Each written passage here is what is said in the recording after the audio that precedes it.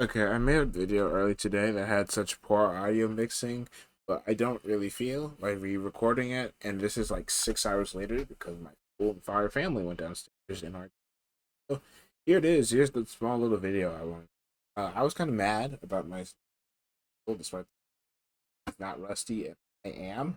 So of course I was going, especially since he's a good player. So I decided to finally take a look at what the fuck Len was doing to me on block screen offense, because I realized that I had no idea where the fuck the reset point on this character, and I found something that was sort of interesting that I figured that not everybody knew.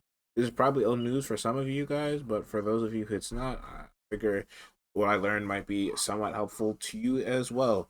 Okay, so Len has two moves that she uses to reset her block string offense. The main one, well, she has more than two. Honestly, she has too many, but like, the big one to hear that we're talking about in this video, and this video is going to be for like 4 or 5 minutes, and quickly speed by, is 3C and 2C. 3C is -13, but it can be canceled into anything. 2C is not cancelable, but in return, is spaced at this distance, it is plus. So if I crouch block it, you will see that I am -2 here. The bottom number is the length advantage, top one is mine. And because it's a projectile, it does not gain or lose any distance. So I was actually under the impression that when she did ice into this is correct. When she did this, that there was actually this was gapless, but because it doesn't, like, in the heat of battle. So that sounds so fucking cool. Whatever. In the heat of the moment, it does not feel like it has a gap. But as you can see, using training tool, it has a pretty sizable gap. However, the deal is that the idea is like you try and mash it, and you get spacing traps because it's plus, but the 5A is not hitting.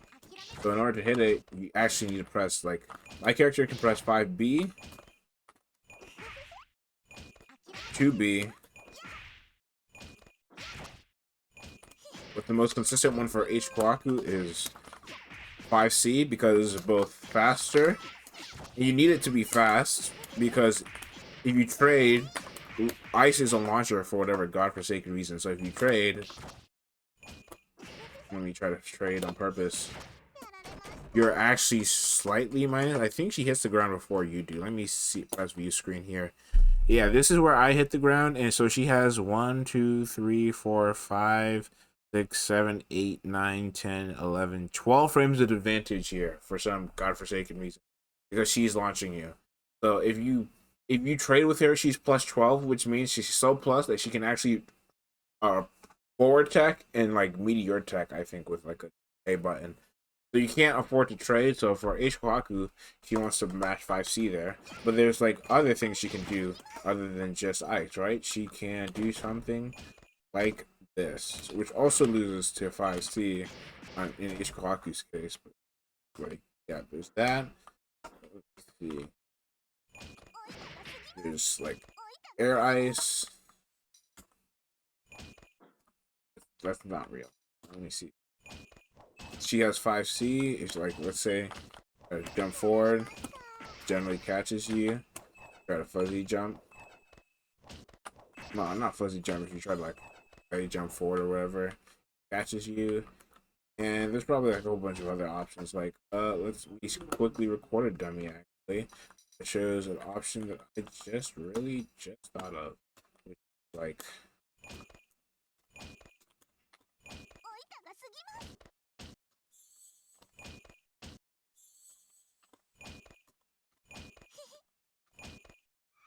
yeah. Anyway, there is something interesting about all the options though. They all kind of lose to like J8.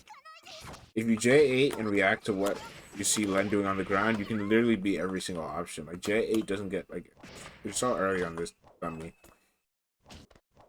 This does not work at she spaces that out. And I was actually looking through like all of Len's options, and if you J8 and she spaces it to B plus, she's actually just so far away that she can't do jack squat to you.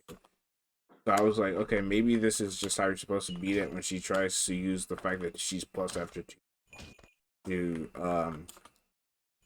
to Because like J8 cleanly like puts you in a position to just look at what she's doing and not fucking die here. I was like, okay, maybe this doesn't. Maybe this is case here, but at no, that's the wrong spacing. Maybe at this spacing, her options start working like that. 5C stuff or shit like that. However, when she does it up close, she's like actually like minus, so you can like just straight up punish her. Of course, the obfuscation there is that she has 3C, which literally looks exactly the same, and she can cancel that one on block hit to like 5B to like block string you.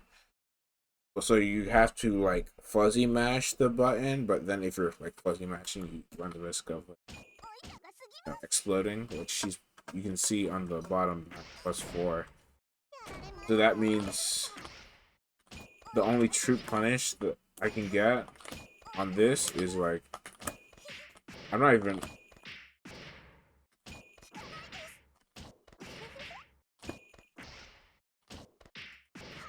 getting.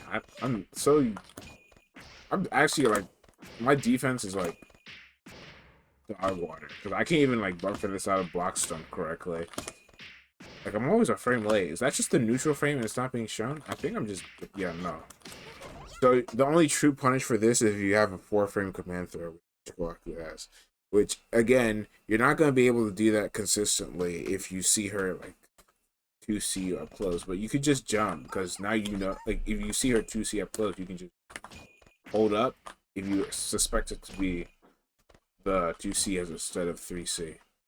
And that was just my that's just an observation I had versus lane offense. If anyone has anything else that they have versus lane offense, like any tips or tricks, like for most people, they don't probably give a shit because they can like EX guard this bullshit, or they have a DP.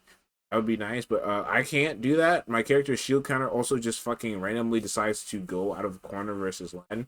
So if I try to shield counter, I just get counter hit by her fucking J2C. So like, yeah, I just have to.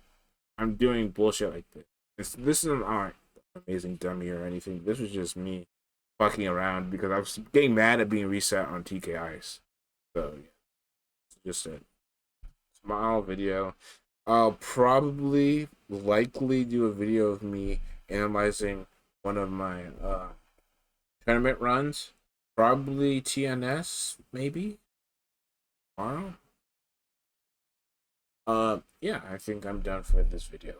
This one should be like at least fucking parsable as opposed to the video uploaded earlier today. Sorry about that. And I also plan on doing a GBF video, talking about the last 2 months of GBF for the 2 people that actually give a shit about that. So see ya.